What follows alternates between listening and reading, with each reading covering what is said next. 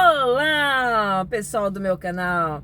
Aqui quem fala é Nadir Silva, Nadir Correia da Silva. Antes de ir pro vídeo, porque o vídeo hoje tá comprido, mas ele é necessário, gente, para que o que eu quero falar para vocês, a minha verdade, a minha história, o meu livro, a minha vontade imensa de ensinar, de ajudar as pessoas. Vamos lá, me ajudem. Então, antes de mais nada, compartilhe, dá um like aqui, se inscreva no meu canal, dá aquela moral para mim. Por quê? Porque eu preciso muito da ajuda de vocês. Foi vocês que me incentivaram. A maioria de vocês que estão aqui no meu canal, que estão lá nas minhas redes sociais, me incentivaram a isso. Então eu quero a ajuda de vocês, tá bom? Um beijo no coração de vocês e segue aí. Vamos lá, corre lá pro vídeo, vamos assistir o vídeo e me ajudar, tá bom? Bom dia, boa tarde, boa noite, pessoal do meu canal, tudo bem com vocês? Tá difícil aparecer aqui. Sabe o que é, gente? Eu tenho uma coisa muito importante para contar para vocês. Eu tenho que falar, não posso guardar mais isso comigo. A Nadir, profissional. Como que a Nadir conseguiu toda essa façanha na vida dela? Bem, para começo de conversa, a Nadir não tinha ninguém assim que fosse, eu vou me inspirar no meu pai, na minha mãe, nos meus irmãos. Não, sempre foi pessoas de fora, sempre foi.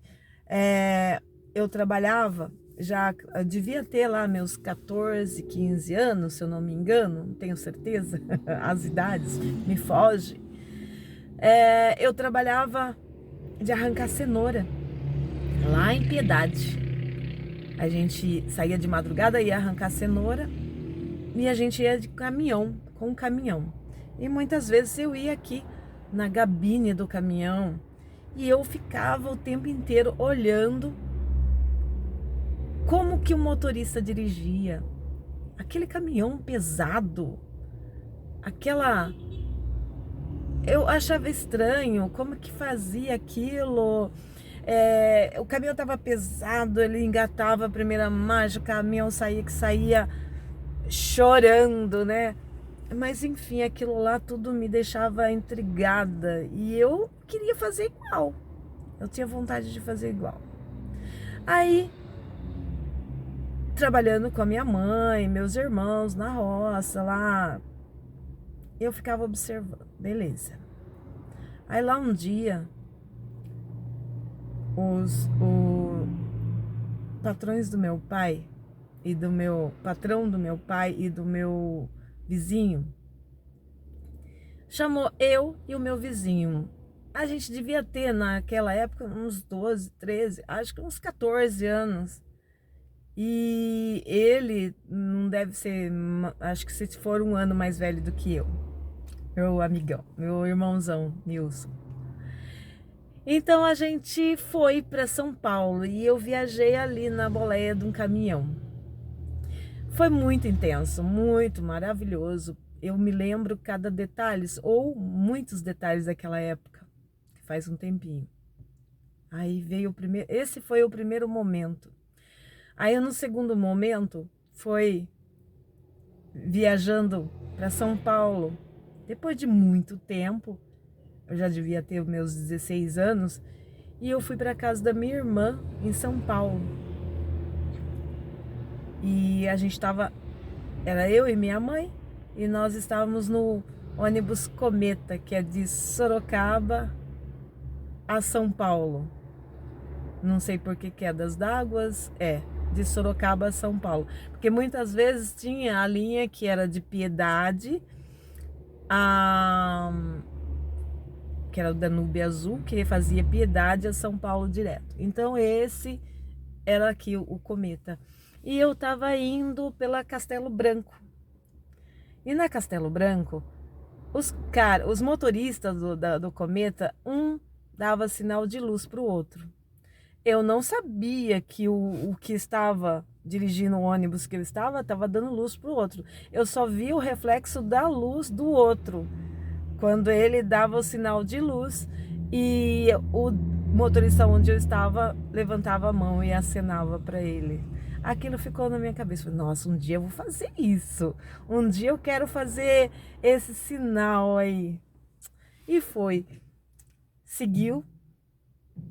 Como o tempo passou, muitas vezes a gente vive a vida no dia a dia, esquece um pouco das coisas e vai vivendo.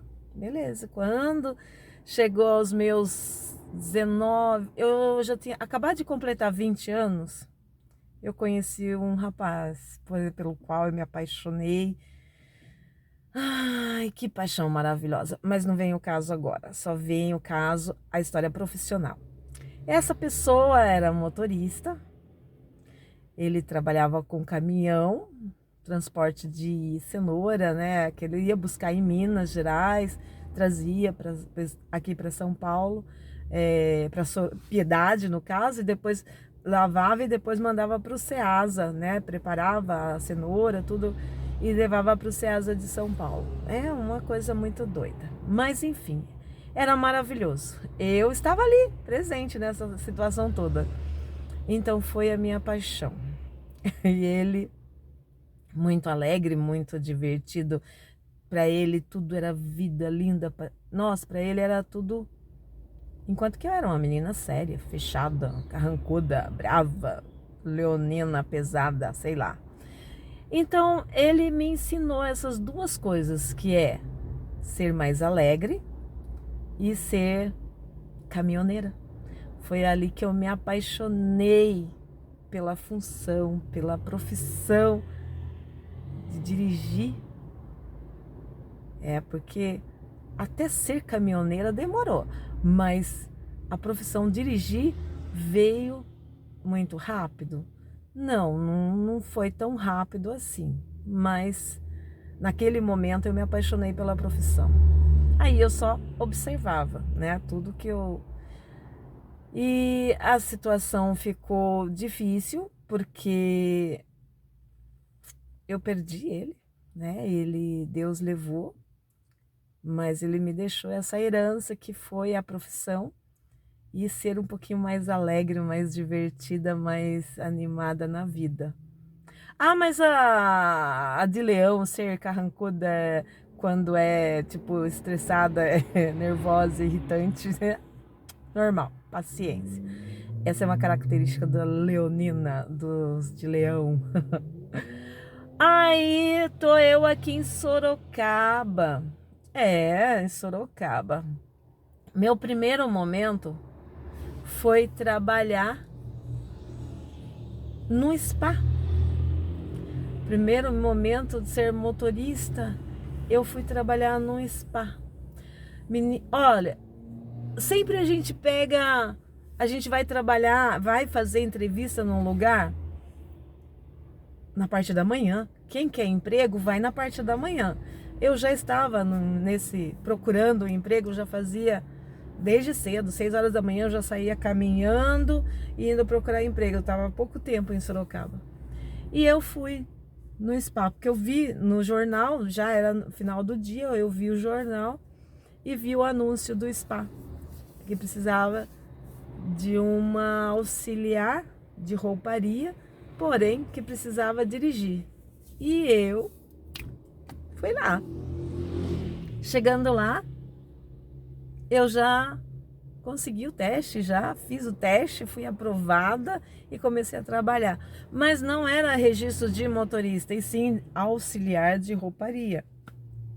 Então não constava como motorista. Então, mas eu dirigia, gente, já estava assim encantada pelo fato de dirigir. E foi muito, muito bom, muito gratificante. Aí cheguei ao ponto de, né, a vida segue o fluxo.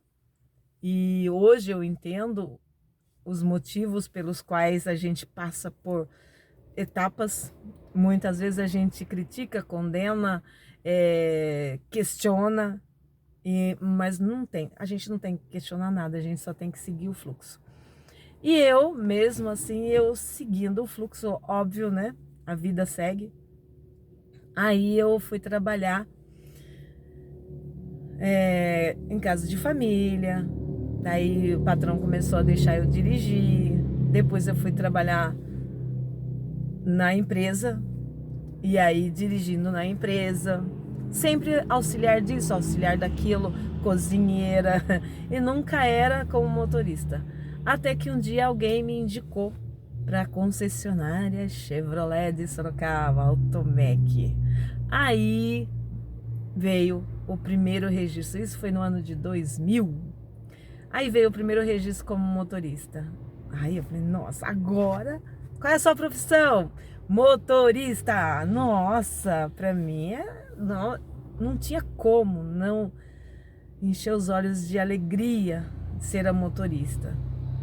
E nesse período eu atendia, dava carona, né? Meu serviço era dar carona para as pessoas. Eu conhecia muita gente.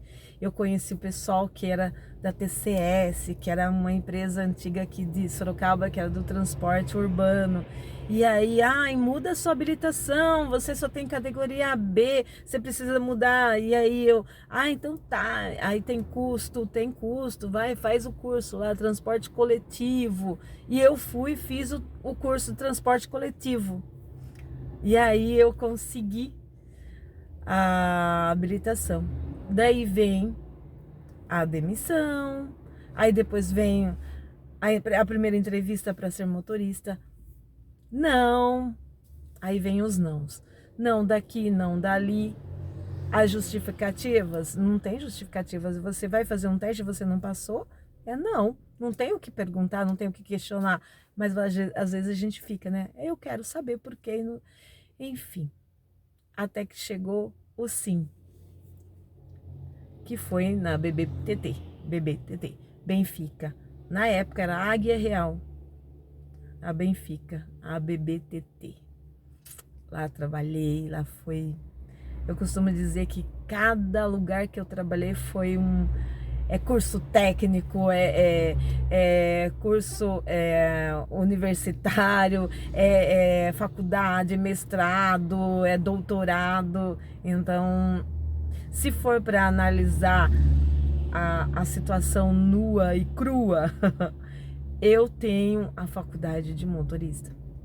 Existe? Não existe, gente, mas eu tenho. Eu tenho a universidade do motorista.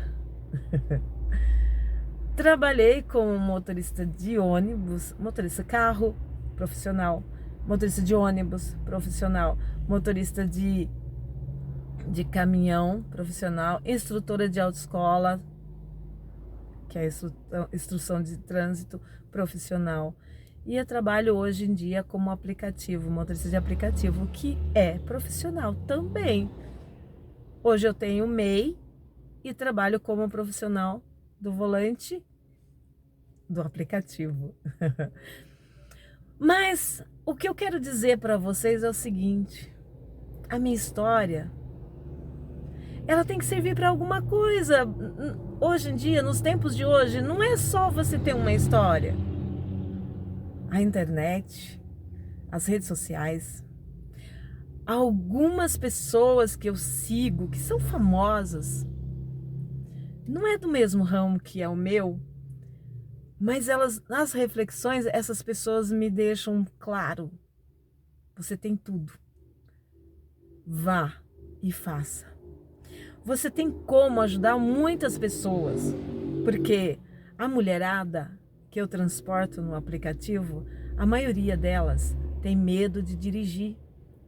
Já tem um carro na garagem, já tem anos de habilitação, mas elas têm o medo de dirigir. Eu posso ajudar, não posso?